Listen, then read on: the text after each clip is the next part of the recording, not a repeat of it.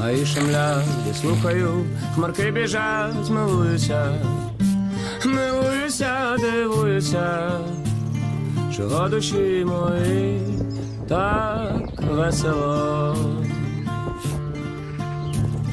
Дзвін гуде здалеку, думки бряде над нивами,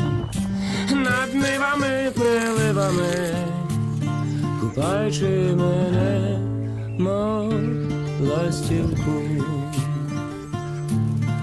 Йду, зворушений, когось жду,